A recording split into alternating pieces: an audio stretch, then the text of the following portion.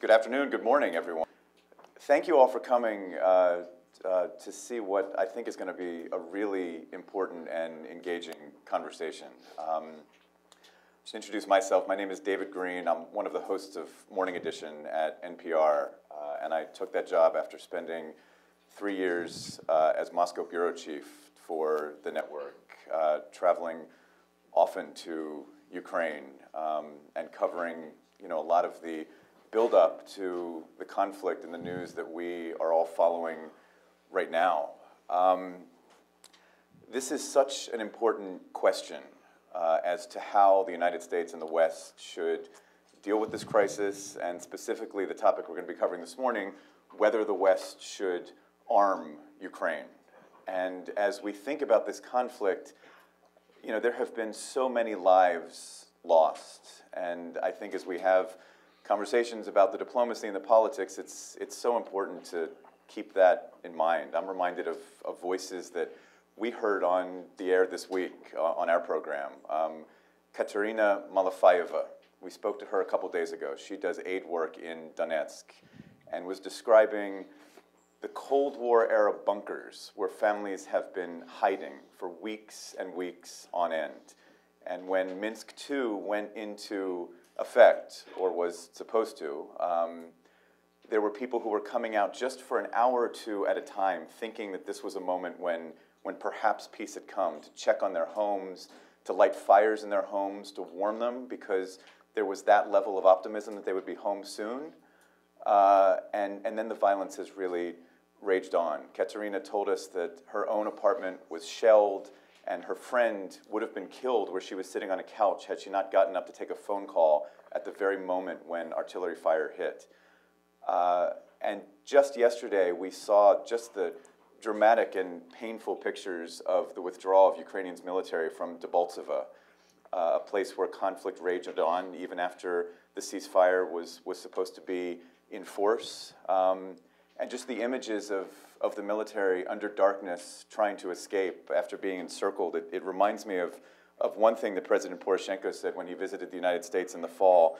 These Ukrainian army, imagine these young boys under-equipped and often underappreciated by the world. They're the only thing that now stands between reality of a peaceful coexistence and the nightmare of a full relapse into the previous century and into the new Cold War. So that gives you just a sense of what is at stake as the West tries to deal with this moment and this crisis. So I want to introduce our 4 panelists who are up here with me, and then I'll give you a little bit of background on how we're going to proceed this morning. To my left, and we have sort of designed this as a debate with one side on each side of me. To my left directly is John Herbst. He's director of the Dinu Patriciu Eurasia Center at the Atlantic Council, a former U.S. ambassador to Ukraine, and co-author of Preserving Ukraine's Independence, Resisting Russian Aggression. Ambassador, thanks for joining us this morning. Farther to the left, Stephen Pfeiffer, director of Arms Control and Non-Proliferation Initiative at the Brookings Institution. He's a senior fellow in the Foreign Policy Program at Brookings and a former U.S. ambassador to Ukraine, also co-author of Preserving Ukraine's Independence, Resisting Russian Aggression. Ambassador, thank you for coming this morning, too. Thank you. To my right, 2 voices who will be speaking about why arming Ukraine they don't feel is a positive move at this point. Jeremy Shapiro, to my right, he's a fellow with the Project on International Order and Strategy and the Center on the United States and Europe and the Foreign Policy Program at Brookings. He previously served as a member of the Secretary's Policy Planning Staff at the State Department and Senior Advisor to Assistant Secretary of State for European and Eurasian Affairs, Philip Gordon. Thanks for joining us this morning. Thanks for having me. And finally, Eugene Rumer is Director of the Russia and Eurasia Program at Carnegie. He's a Senior Associate and Director of the Eurasia Program, a former National Intelligence Officer for Russia and Eurasia at the U.S. National Intelligence Council, co-author of Arm Ukraine and You Risk Another Black Hawk Down, and also Conflict in Ukraine. Thanks for joining us. Thank you. Before we get started, I just wanted to see a show of hands in this room. If you believe that arming the Ukrainian military, making that decision as the United States and its allies is a good idea, just raise your hand. Maybe a little less than half, is that fair? A lot less. A lot less than half? Okay. We've got to work it out. You guys have some work to do. Okay. Good luck. So the format this morning, we're going to start with each side talking for about 5 minutes and basically making the case. And then after those 10 minutes, we're going to open it up to a 20-minute discussion up here. I'll ask some questions. I hope that you gentlemen will talk to each other and address each other. It'll be, sort of a fun free-for-all, so to speak. And then after that, yeah, you can do that. And then for about 10 minutes after that, we'll open the floor to your questions. My only request is that it's actual questions and not lectures from the audience, if that's okay. And then we'll have about 10 minutes to hear both sides wrap up. And then I would love to see where the audience stands at that point, see if you guys have been able to convince the room. So why don't I begin with our two former ambassadors to make the case for arming Ukraine. Gentlemen, the floor is yours. Thank you. Well, let me start. Barack Obama, Angela Merkel, Petro Poroshenko all agree there is no military solution to the conflict in eastern Ukraine, that there must be a political settlement. The problem is Vladimir Putin does not agree. He believes in and has for the past year been pursuing a military solution. We saw that in Crimea, arming the separatists, the invasion by Russian forces into eastern Ukraine, which even included the last several days after the Minsk II ceasefire. And it suggests that the Russians' goal is not a settlement, but that the goal is in fact instability, to create difficulties for the government in Kyiv. And so far, the Russians appear to conclude that the hybrid warfare they've carried out has benefits and gains that exceed the costs. The West has responded with economic sanctions. They've had an economic impact, but they have not yet achieved their political goal, which is to bring about a change in Russia's course towards Ukraine. The U.S. has a commitment to Ukraine under the 1994 Budapest Memorandum on Security Assurances. That was a big part of the peace in getting Ukraine to give up the world's third largest nuclear arsenal, including 1,900 warheads targeted at the United States.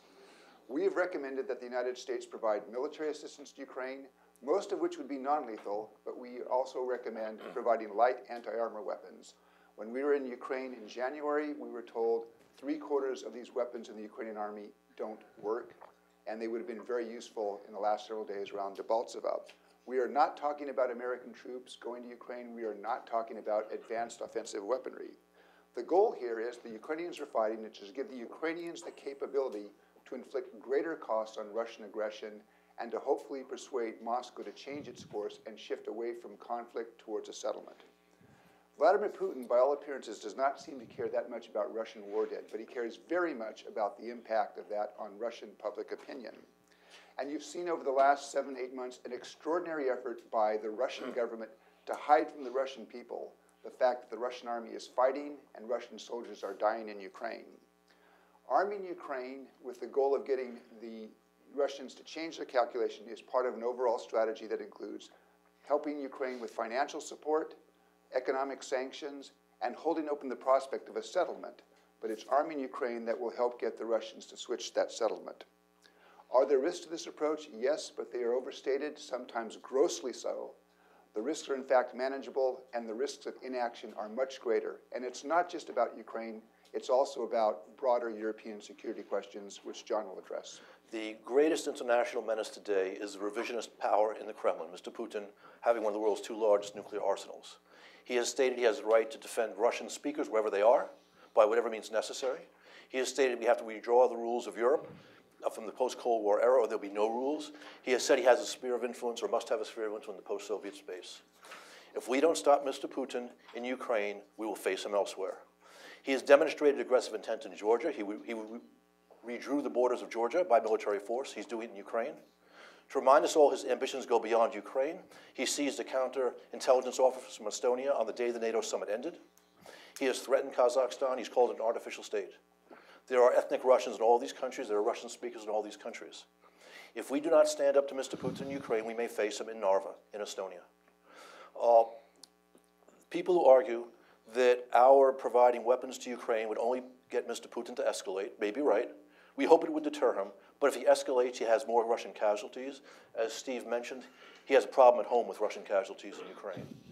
If he escalates and he takes more casualties, he'll have less military force to go into new adventures.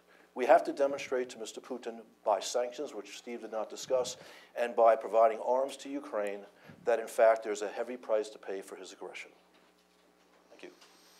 I'll take that extra minute on the rebuttal. Wow, I'll have to remember that you guys have an extra minute. Now, if you guys behave as well as these guys did, we're going to be very efficient this morning. We'll work on it.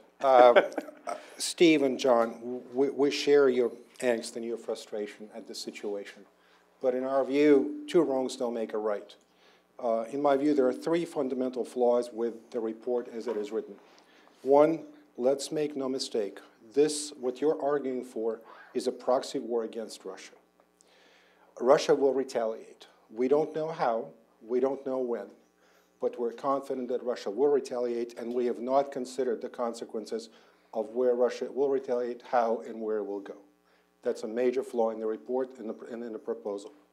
Second, there's a fundamental conceptual flaw with your report, because basically, Steve, you have argued that there will be a fire break. There will be no U.S. boots on the ground. If you think about deterring Mr. Putin, then that's a very uncertain way of deterring someone by signaling how far exactly you will go and where you will not go. It signals that you're not prepared to escalate, that you don't have enough at stake to really keep going until you see Ukraine to victory, or there's some desired objective where you want it to get. And three, there will be boots on the ground. The proposal calls for not just dumping weapons in the conflict zone, as I understand it, so you'll have to train Ukrainian troops in the use of these weapons. And you also call for the Defense Attaché's office in Kiev to monitor the use, U.S. Defense Attaché's office in Kiev, to monitor the use of these weapons to make sure that they do not fall into the wrong hands. In itself, I think it's a highly questionable proposition, because once those weapons are out of our hands, they're out of our hands. We cannot monitor it. But the idea of sending U.S. military personnel into a conflict zone where just if their GPS is not working or the map is outdated, they could end up in a separatist hill territory, this is precisely the kind of Black Hawk Down situation that I think you have not addressed. What do we do about our military personnel? About how do we rescue them? So these are fundamental flaws with the proposal. And again, to close and turn it over to Jeremy, two wrongs don't make a right. Thanks. To some degree, this comes down to the question of whether we think sending arms to Ukraine will cause the Russians to escalate or to back down. It seems to be the idea in the report that the increased sense of casualties will cause the Russians to back down and will cause them to abandon their fight in Ukraine. It is true that the Russians have been hiding their casualties from their people. But of course, there is a dynamic here. And if Americans send arms to Ukraine, that will actually be used in Russian propaganda to free up the domestic constraints. It will be seen as it will be portrayed as a war of the West against Russia. And as Eugene just said, on a certain level, it will be. And that will almost certainly cause the Russians to escalate. So the question is, are we ready for that? Are we ready for the idea that we need to go to war against a nuclear power for the sake of Ukraine? This seems to me to be a proposition that people aren't really considering. I think it's also important to understand what this proposal would do to Ukraine. David opened with some very touching stories about what the violence is doing. We know what sending arms into a civil war situation like this does. It escalates the violence. We have all sorts of academic studies on this. They're big and they have equations, so they must be right. And in fact, they show quite clearly that when you send weapons into a war zone like this, the violence increases, the conflict lasts longer, and more people die. So let's be clear about what we are doing. We are escalating the war, and we are causing more violence and death. I think that's a very serious decision. Now the question, another point brought up is whether the United States owes this to Ukraine. We have this Budapest memorandum that Steve mentioned, which is supposed to represent some sort of guarantee. I have to say, I've read the Budapest Memorandum. It's not gripping, but it's interesting. I'm at a loss in there to understand where it commits the United States to the defense of Ukraine. And I'm not alone. The chief negotiator on the Budapest Memorandum, when it was signed, said, the memorandum does not mean the United States is willing to come to the defense of Ukraine if it is attacked militarily. That's Strobe Talbot, who was Deputy Secretary of State at the time, and one of the co-authors of this report. So the United States doesn't have a commitment to defend Ukraine. And I think we need to do as is so often, that we're so often enjoined, we need to call something by its name. The Russians have invaded Ukraine. We need to acknowledge that. But that doesn't make the Ukrainians an American ally. It doesn't commit the Americans to defend them, and it doesn't mean that the Ukrainian state is any less corrupt or any more functional. Okay, a lot to talk about. Just so everyone's familiar, I think there are copies of the report we're talking about in the room. This was a report from that Ambassador Piper, you were involved in, both of you, and a number of other people with a lot of experience in this part of the world, urging the Obama administration with some very specific recommendations for how to arm the Ukrainian military. And I would like to start there because those are some very powerful words to suggest that what is proposed in this report could legitimately lead to a Black Hawk Down situation. And I would like the two of you to respond to that. Is that a legitimate concern? I actually think that that's not a serious argument. And I guess I would ask Gene, what do you think Western defense attachés are doing right now in Ukraine? The point is, the training is an easy one to answer. The United States military is already going to be training Ukrainian National Guard units at Yavoriv in the far western part of Ukraine on the Polish border. You can do training on the equipment far away from the fighting.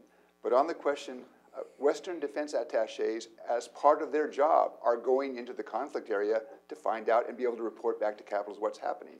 Now, there may be some risk, but they take lots of steps to minimize that risk, and I just don't see that as a serious argument. Well, let me just ask you for some specifics. I mean, you were proposing, as I understand it, anti-tank missile systems. Right. The bulk of the assistance proposed in the report is actually non-lethal. Anti-tank missiles is the one exception. Absolutely, that's the one exception, which we acknowledge would require American or NATO trainers on the ground in Ukraine. Is that? Oh, they could be trained. They don't necessarily have to be trained in Ukraine.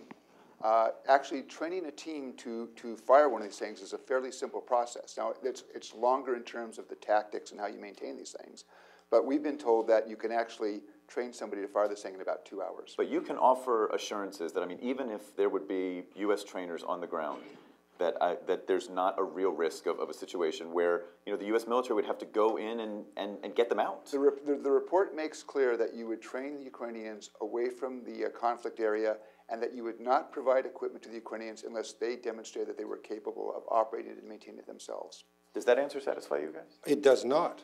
It does not, because once you turn these weapons over to the Ukrainian military, there is no way to monitor where those weapons will go. It's a different argument. Sorry? It's a different argument. I missed that, but we've seen just in the last few days a very poorly organized retreat of the Ukrainian military from Debaltseve. It was a rout. It was a situation where if we had provided weapons to the Ukrainian military surrounded by the Russian troops and the separatists, we would not have been able to ascertain the use of these weapons, and it's very likely that these weapons would have ended up in the hands of either the separatists or the Russians. I want to get to Debaltseve. Why are you saying this is a different argument? His argument is about the weapons going into Russian hands, not about U.S. trainers being near the front. So it's a completely different argument. I made the argument about both. I made the argument that one, you cannot train without U.S. troops there. And I take your point about training in a far-off training facility, but you cannot monitor where those weapons will go once you turn them over to the Ukrainian military. Let me ask you there's also been numerous stories reported in the press about corruption and mismanagement in the Ukrainian military. There are stories about Ukrainian soldiers volunteering to serve in the army having to buy their own equipment. How do you know that those weapons that you're sending to the Ukrainian military will not end up in the wrong hands as a result of some corrupt or poorly controlled more junior military officers or senior military officers? I think that the report was admirably clear in saying that this military assistance will not help the Ukrainians to beat the Russian military. It can't. That is not something that it can conceivably achieve. It is meant to scare the Russians into backing down. And the question is, will it do that? And that seems to me to be a very, very questionable proposition. And there's also another fundamental flaw, John, with what you proposed. Yes, what Putin has done is an attack on the vision of Europe whole, free, at peace with itself and with its neighbors, the vision that has basically been fundamental to European security since the end of the Cold War. But what you're proposing is basically to fight the Russian military with the hands of Ukrainian soldiers, with us being at a sort of a remote control situation. I think that's a flawed proposition. If we could stay just on the subject of specific arms and the impact for a moment, then I really do want to get to a broader discussion about Putin and Europe. Let me just ask about Debaltseve specifically, because it happened yesterday. I mean, we saw this retreat, which was incredibly dramatic. I mean, Poroshenko ordered the Ukrainian military out in the dark of night. They were loading onto trucks at the last minute. Their trucks were coming under artillery fire. Right. There were lives lost. I mean, it was a mess. Tell me why having Javelin anti-tank missiles in place might not have helped the Ukrainian military get out sooner, or perhaps stay there and win that battle. Well, I think the question should be, how would those Javelin missiles help the Ukrainian military? Because the fundamental problem with the Ukrainian military is in the way it's organized, the way it's been mismanaged for the past 25 years or 24 years since Ukrainian independence, with the command and control, with the senior leadership of the Ukrainian forces, with the whole rationale behind the idea of the military operation of holding Debaltseve, which, if you look at the map, is basically indefensible. Gene, that's a different question. I mean, you're talking about overall organization. This is a question of tactical issues. And the tactics on the ground at Debaltseve. Javelin anti-tank missiles would have been very useful against Russian T-72 tanks that were at the battlefront, and also some of the non-lethal assistance military assistance that we advocated. Counter-battery radars would have allowed the Ukrainians to target the artillery and the rocket sites that were pounding them into Debaltseve. So I agree, there are problems in the broader organization of the Ukrainian military that will take them time to work out. But in terms of the tactical situation, the kind of assistance advocated in that report, had it been available to the Ukrainians, would have had a significant impact on the battle around Debaltseve. The problem and to Jeremy's point, in the end, the Ukrainians may not be able to beat the Russian army. But the question is not about beating the Russian army, it's making aggression and escalation so expensive to the Russians that cost-benefit calculation that they're now doing in the Kremlin, which says this kind of hybrid warfare works because the benefits are greater than the cost. You drive up the cost and you hopefully flip that calculation so that they abandon this and go to a negotiation. You can say with confidence that Debaltseve would not be in the hands of the separatists today if they were I can't say that, but I can say it would have been a very different battle from what you saw in the last several days. I would also question, this notion of route. In fact, if you watch the images, the Ukrainians brought a lot of their heavy equipment, their tanks and APCs out of there. Now, it was a difficult situation because they were surrounded on three sides, and withdrawals are never clean affairs. They're always messy. But they got a lot of the stuff out, and they reportedly destroyed most of the things that they had to leave behind. And it's worth noting that the only reason why the Russians were able to conduct this offensive on Debaltseve is because they spent the last 6 weeks sending heavy arms, tanks, artillery, missiles into Ukraine. So the equipment that we're proposing is just a small counter to that, but a counter which, given the great heroism Ukrainian troops have shown at Debaltseve, at Donetsk airport, could have made a difference on the ground. And again, why do you want to enable the aggressor to conquer more easily? But this is a sort of false thought experiment.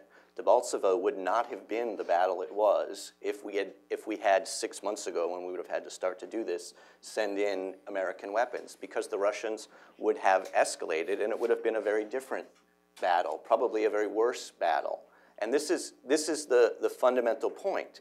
If we are going to, if we're thinking of increasing the cost to the Russians through this effort, we have to have a sense of what cost they're willing to bear. I think the Russians have been very clear that they view the Ukrainian battle as an existential one. They have a lot of escalation options because Ukraine is located very close to Russia, unfortunately. And it seems to me that they are willing to do them.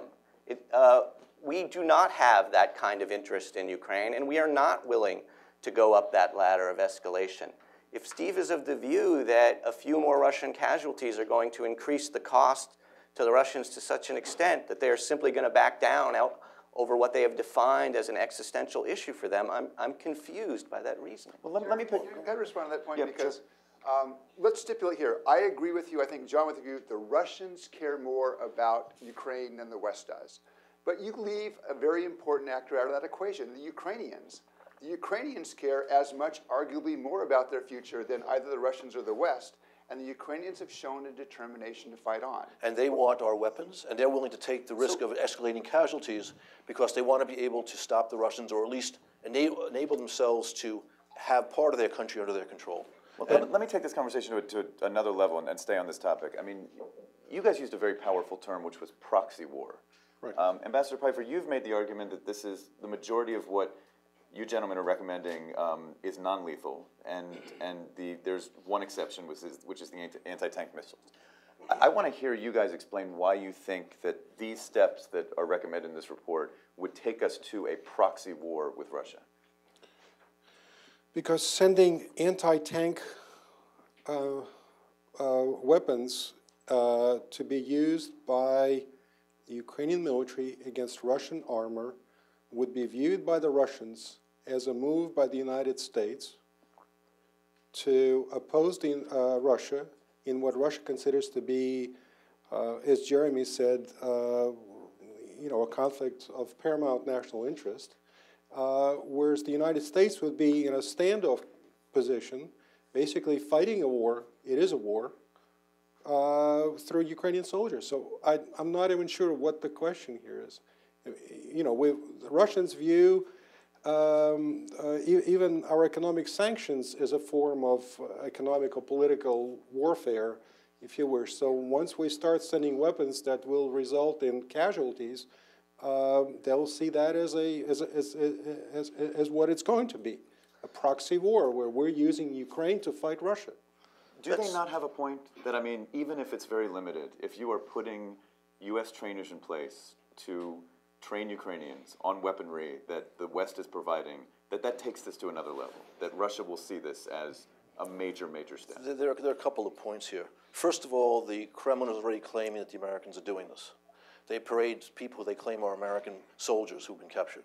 So there will be very little propaganda impact of our actually supplying weapons in Russia because they're already making this claim. It's possible they'll consider this a step up by the United States, but we have done this in the past successfully, for example, in Afghanistan.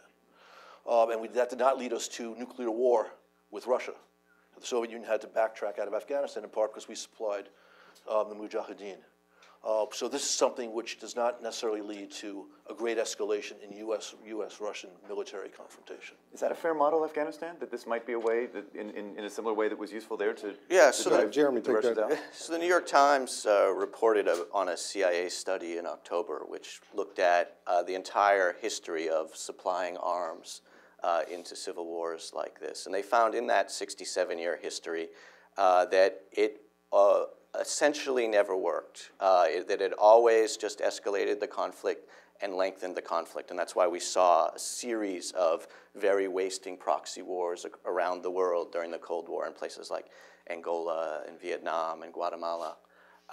They found one example where they said it mostly worked, and that was Afghanistan, as was mentioned, which unfortunately also led to 9/11, so it was a sort of partial success.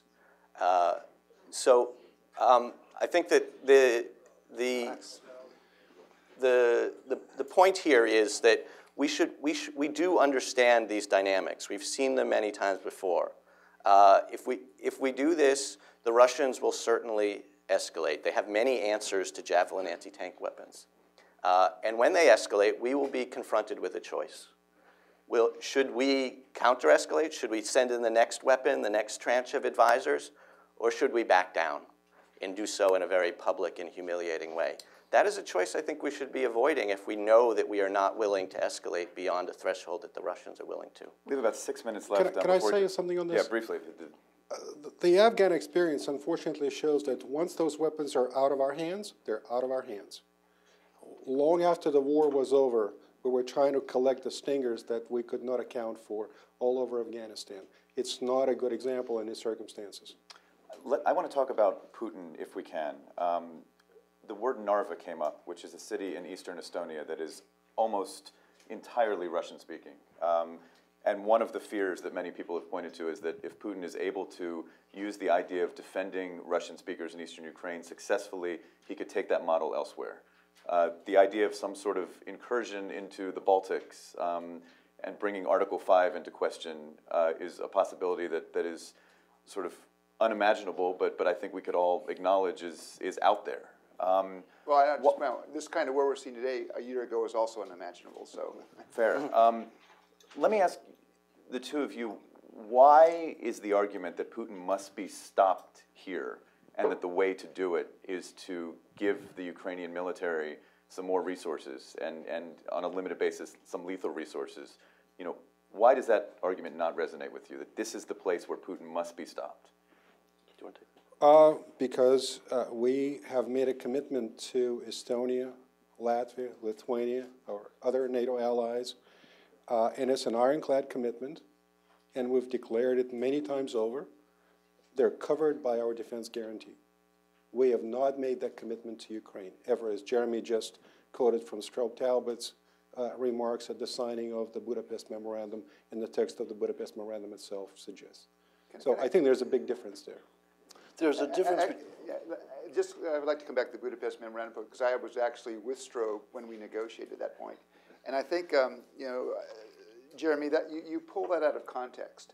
The Budapest Memorandum was on security assurances, not guarantees. And there was a specific reason, which gets to the point that Strobe made, which is we were not going to provide the Ukrainians a NATO-like guarantee. The 82nd Airborne was not going to come in if there was a violation of the memorandum.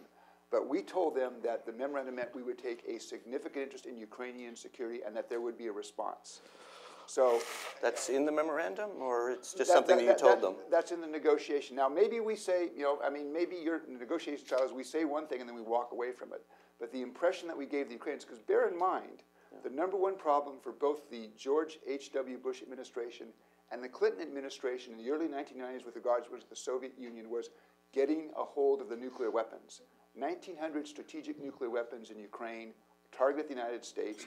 We wanted to make sure those weapons were eliminated. This was a big part of the agreement. Now, it's a different type of diplomacy. You say, yeah, we make that commitment now, and then 20 years later we say, well, we were just kidding. But I think there is a certain amount of U.S. obligation to fulfill commitments made. I'd like to respond to a point that Jeremy made. If we arm Ukraine now, and Putin pays a higher price in Ukraine for achieving his objectives, if he escalates, which he may, we are demonstrating to the Russians a more serious commitment in the Baltic states. The point of fact is, the Kremlin seized a counterintelligence official from Estonia the day the NATO summit ended. NATO did not respond. We need to demonstrate by a variety of measures that we are serious in the Baltics, and one way to do that is being serious in Ukraine. We just have a couple minutes left, and I wanted to challenge the forearming side on one point. There seems to be an assumption, or at least an expectation, that this step could at some point lead to Putin losing political support within Russia. Is that a fair assumption to make? Because it seems that his political support is incredibly strong. He is very good at blaming the West. And would these steps not give him, sort of play into his hands to an extent, and allow him to blame the West even more, bringing Russians behind him to a greater extent? The funny thing about authoritarian regimes is they're stable until they're not. We know what the polls show of having support over 70+%, although the numbers, that support has gone down from the 80% he had right after the annexation of Crimea. We know as well that the moneyed classes in Russia are very unhappy. We know that a good number of the security apparat not associated with, say, the GRU and the FSB, foreign policy professionals, are very nervous about what he's doing. We know the Russian people don't like the fact that their economy is in the toilet. We know that they don't like the fact that there are Russians dying in Ukraine. All these things suggest that if, in fact, you keep on sanctions, oil prices remain low, and if there are more Russian body bags, Mr. Putin's support can diminish. There's not a civil war in Ukraine. It's a Russian against Ukraine, but the Russian people are not supporting that. They're not supporting Russian soldiers in Ukraine. You're convinced that two additional points to make of that. One is polls consistently show that the Russian population does not favor the Russian army fighting in Ukraine. And second, and I think this gets to the heart of, is Putin worried about this? I think there's a huge amount of evidence. You saw what happened when the first soldiers were being buried in August, when reporters were driven away. You've had reports of Russian soldiers buried at night. I've heard from a friend who's heard from someone who lost a leg in eastern Ukraine, that person's been told, if you disclose that you lost that leg in eastern Ukraine, you lose your disability pension forever. That suggests the Russian government is very concerned about this word getting out. And that's why what happens in Ukraine is not a quote-unquote existential threat to Russia for the Russian people. It may be to Mr. Putin and his kleptocratic regime, but not to the Russian people. Let me give you guys a chance to talk about Putin and the political support in Russia. And then Right, but what the examples that Steve and John cite also demonstrate that Mr. Putin controls the propaganda machine and that he's been capable of suppressing the evidence that has really had very little, if any, effect on Russian public opinion. And we also need to acknowledge the dynamic here of the United States getting openly involved in this war, and that will change Russian domestic politics. One of the things that works very, very well in Russian domestic politics is the American bogeyman coming to get you. And when the President of the United States stands up and says, I'm sending weapons to oppose the Russians in Ukraine, that's going to free up President Putin from a lot of the constraints that were just mentioned. I also wanted to come in briefly on that Baltic point, if you don't mind. I think it is very important for the United States to demonstrate its commitment to the Baltics. And I think we have a certain agreement there. But the question is defending in Ukraine useful for that? It's not optimal terrain. It's not the same commitment. It doesn't demonstrate our commitment. And it's working with an ally which is very difficult to work with. In Estonia and Latvia, we've been preparing that defense for a very long time. I think it makes sense to reinforce that commitment as we have been doing in the last few months. And I think we have seen in the Russian efforts in Ukraine the limits of what they can accomplish with hybrid warfare. It worked to a degree in Donetsk and Luhansk. It didn't work in Kharkiv. It didn't work in Odessa. It didn't work in a lot of cities where they didn't have the support. And that's the case in Estonia and Latvia, and I think that those countries have much greater defenses, and we should reinforce that and demonstrate to Putin that there is a red line, but it doesn't have to be in Ukraine, because at the end of the day, the Russians are weak, and it doesn't matter if the Russians want to take over all of Eastern Europe. They won't be able to. What we need to worry about is less Russian strength than Russian weakness, and when they will lash out at us because they feel threatened and weak, and that's a very dangerous proposition. could I give you guys 30 seconds to respond to the notion that Russia is weak? And then we want to move to the audience questions. There's no question that Russia has an economy based on hydrocarbons. With oil prices low, their economy gets much weaker. It's also true by standards of their region, they have a very powerful military, which they're willing to use. Why do we want to make it easier for Russia to move beyond Ukraine?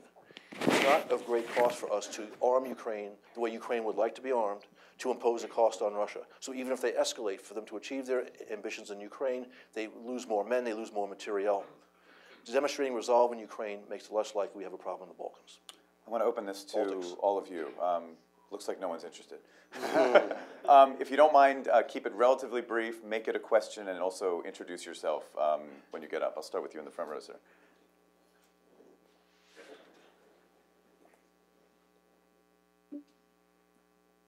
Thanks very much. I'm Garrett Mitchell. I write the Mitchell Report, and I want to pose the question this way. It was Napoleon who said, once you start to take Vienna, take Vienna.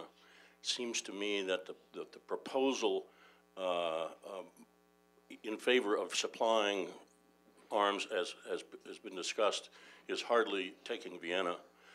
It's a faint punch. No one will read that better than Mr. Putin.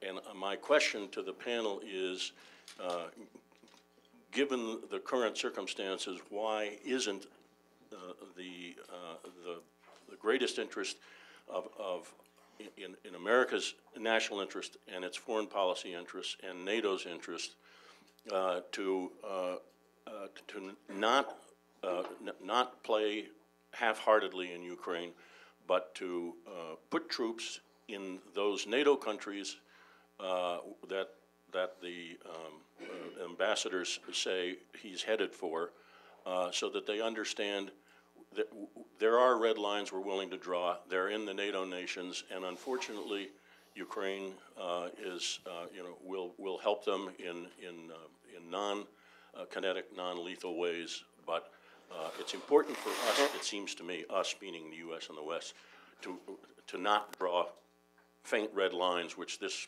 president has done before. Is this a faint red line that you're proposing? I don't think so. I think you can do both things. You, on the one hand, as we already are doing, is reinforcing NATO states in the Baltic region and Central Europe. That should go on regardless.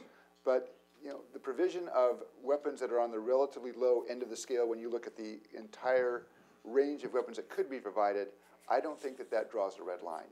And again, it gets back to the point, the Ukrainians are going to fight on, whether we help them or not. I believe that there's a certain U.S. obligation to help them, and I believe that pushback now against the Russians minimizes the risk that I see for Europe, which John alluded to, which is that if Putin decides that these kinds of hybrid warfare tactics work in Ukraine at acceptable cost, that he decides to apply them somewhere else. You guys want to address the... Well, I just don't see this domino theory working like that, that if we don't stand up in Ukraine, somehow the Baltics will fall automatically. That really is making light of the guarantee. Didn't say that, Gene. Well, that's what it sounds like to me. That's one. Two, to answer your question or to address your question, I'm not sure I can really fully answer your question. You're asking why shouldn't we put more troops in Eastern Europe and the Baltics? Well, one, I think we have to have a very different force structure in Europe. Those troops aren't there now, and... I'm not saying that. I'm saying let's not pretend in Ukraine. I don't think we're drawing a red line in Ukraine. I think we're drawing a very faint pink one. And no one will read that clearer than Putin. What I'm saying is at some point we have to, face the facts in Ukraine, continue to do what we're doing in a non-kinetic, non-lethal way, Right. but make it very clear through NATO that we have troops in Estonia, Latvia, Lithuania, and if Putin's got his eyes on those countries, he's nuts. I agree. We should be reinforcing them. We're doing that. We probably should be doing more. I think we should be helping Ukraine.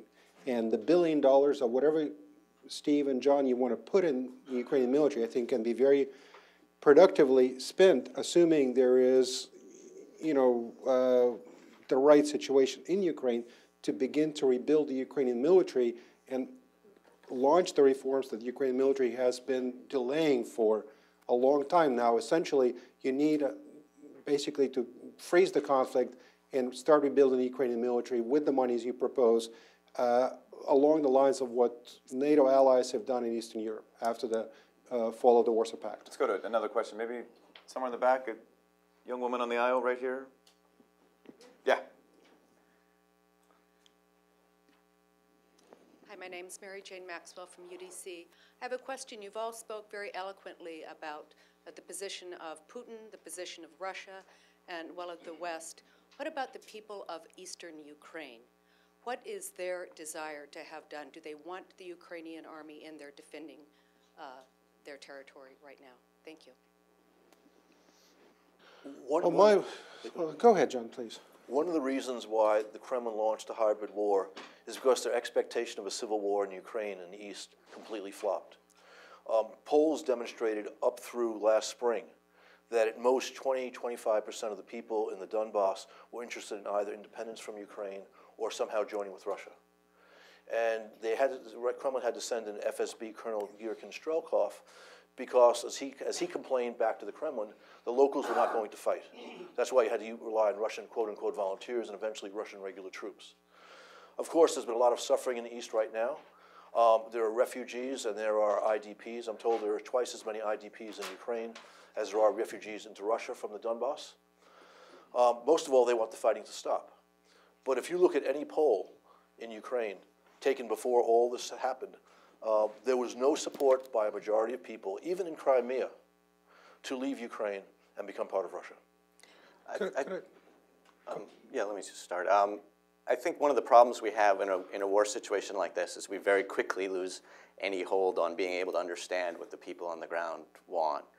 because there's so much propaganda from all sides, and because it becomes very difficult for us to know what they think anymore, and their views change. There's been a lot of sense, just anecdotal really, that people in eastern Ukraine are very angry at the Ukrainian government for the tactics that they've used, for the shelling, but we don't really know the degree to which that's the case.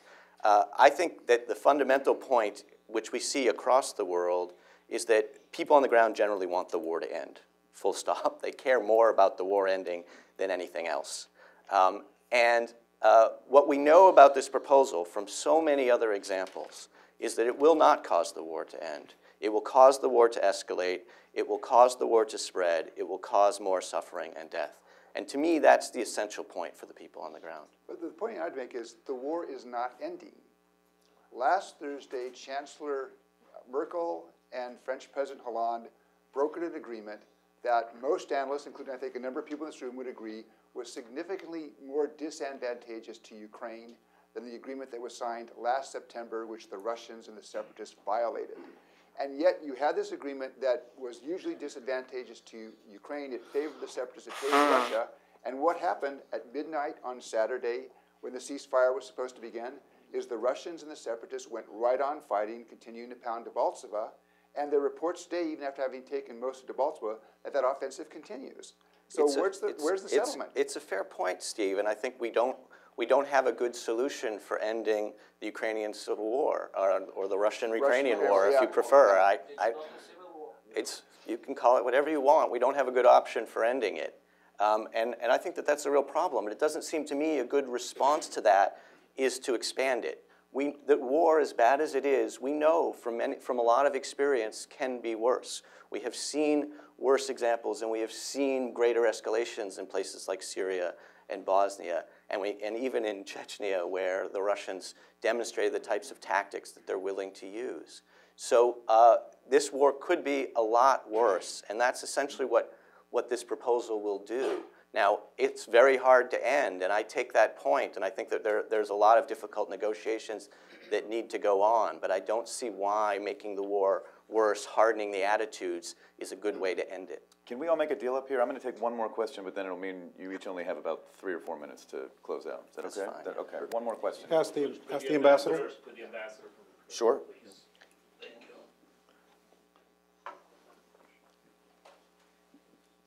Thank you very much. Thank you, first of all, for organizing this event.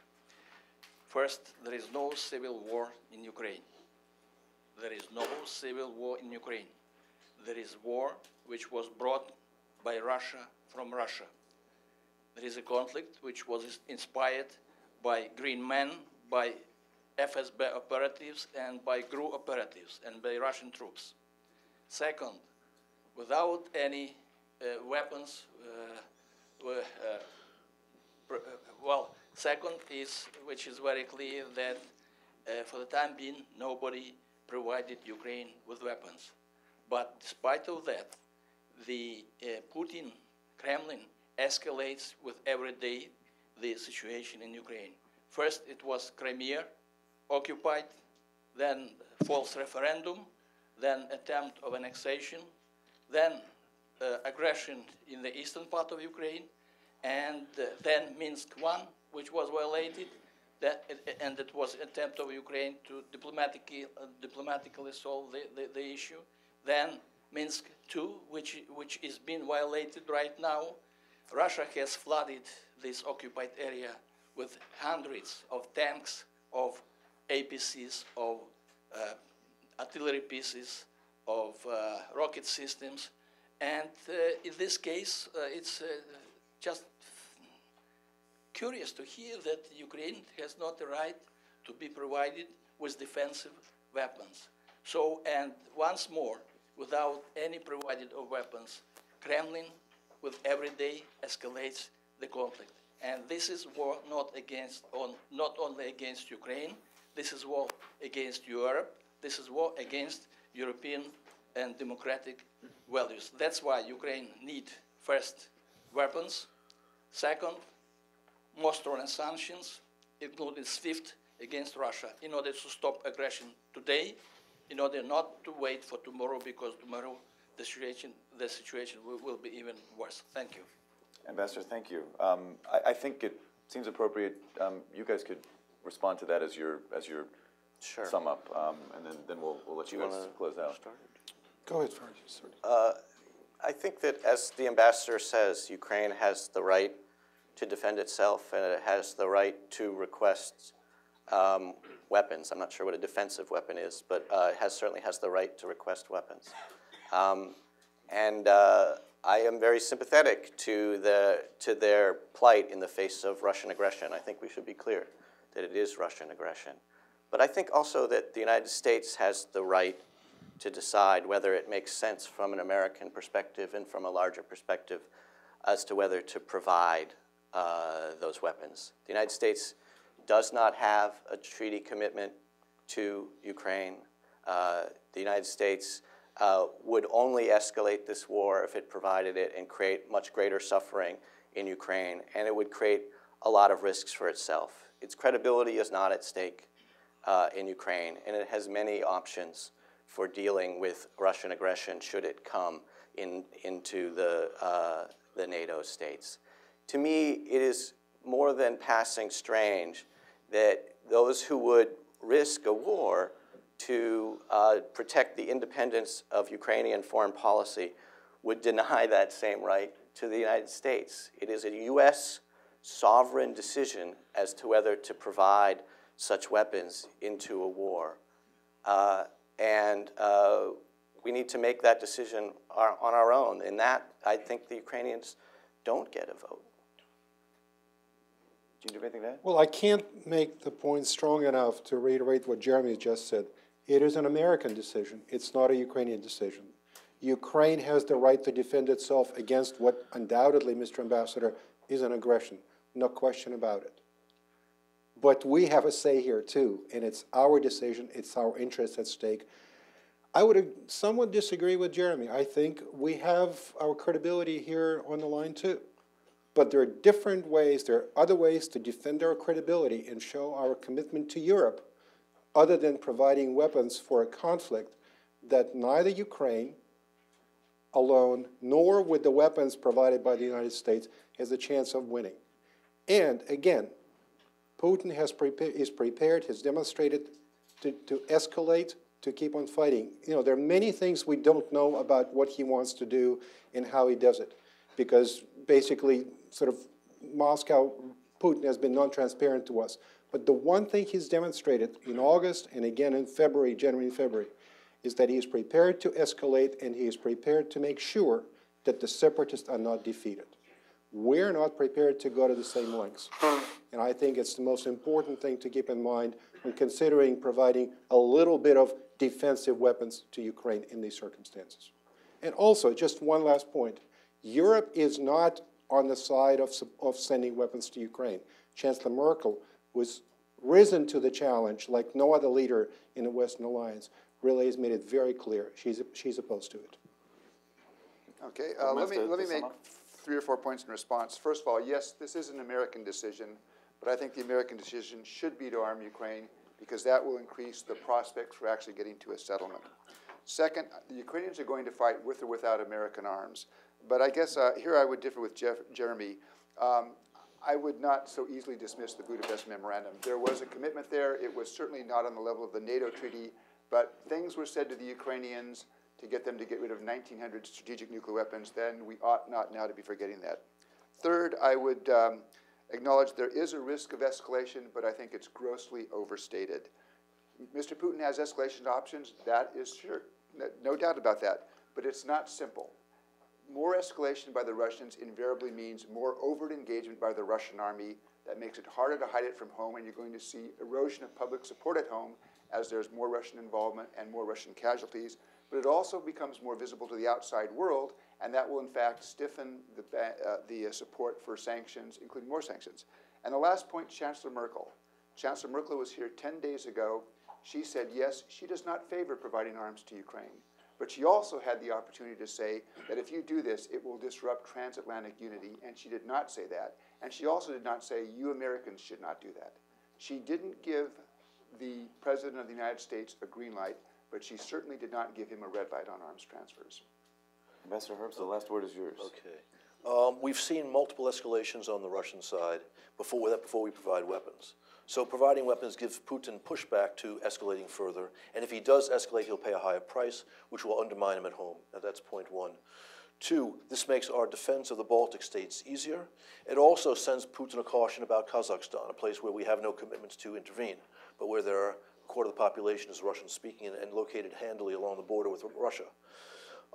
Three, there's no humiliation to the United States if we provide weapons, stating from the outset we're only providing weapons, we're not going to send troops. And if the Russians ultimately win in Ukraine, there's no humiliation to the United States. We never said we were going to send in our forces to stop them. But again, we increase the price on Putin and make it harder for him to continue his aggression beyond Ukraine. Finally, following up on Steve's point, yes, Europe does not support, by and large, the supply of weapons. Europe did not support when we put intermediate nuclear missiles into Europe in the 1980s at the heart of the Cold War, and they came along when you have strong American leadership. Strong American leadership is missing in this conflict. If we have it, we have a much better chance of a good outcome. Thank you. Two questions for the audience. Raise your hand if you are in favor of arming the Ukrainian government.